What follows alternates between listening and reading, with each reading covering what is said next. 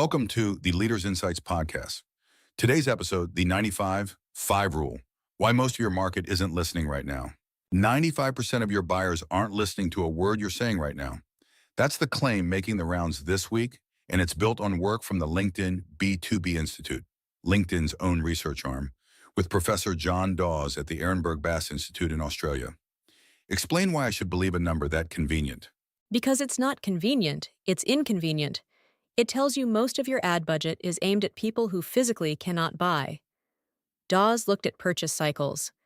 A company signs a contract for, say, enterprise software every 5 years. So in any given quarter, maybe 5% of the market is actually shopping. The other 95 are locked into what they already have. Fine, but that's B2B, long cycles, big ticket. Does the 95-5 split survive contact with, I don't know, someone selling toothpaste? The ratio shifts, but the logic holds everywhere. Nobody buys a car every Tuesday. Even fast-moving goods have people who just restocked and won't think about you for weeks. The mistake is treating in-market right now as if it's the whole market. It never is.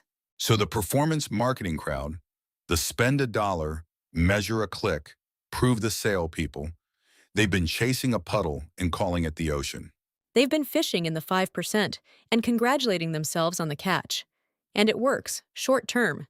You retarget someone who's already decided. You get a conversion. The dashboard lights up green. What the dashboard can't show you is the 95% who never entered your funnel because they'd never heard your name. That's the part that sounds like an excuse for brand people to spend money and dodge accountability. We build awareness, trust us. I'd be suspicious too. Here's the discipline that makes it real. Brand isn't a vibe, it's memory.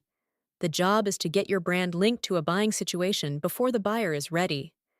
Ehrenberg Bass calls these mental availability and category entry points, SUI, the little triggers like, the network's down again, or, we've outgrown our accountant.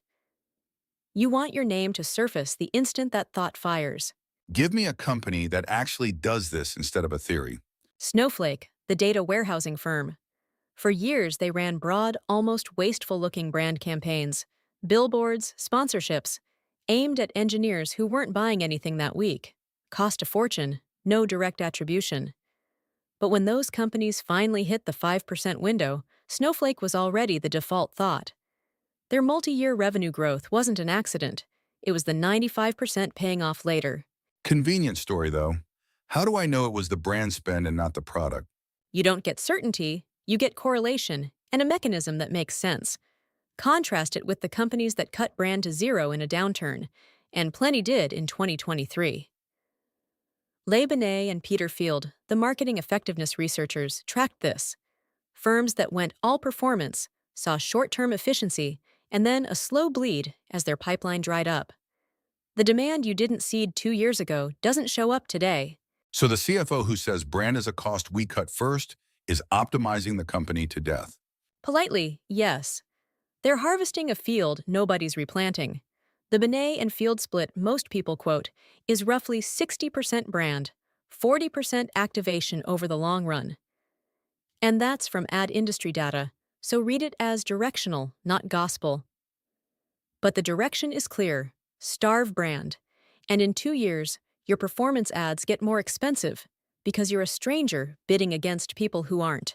All right, I run marketing, budget's flat, board wants leads this quarter. What do I actually do Monday? Take the 95% seriously. List the 5 moments a customer realizes they need your category, the actual triggers, in their words.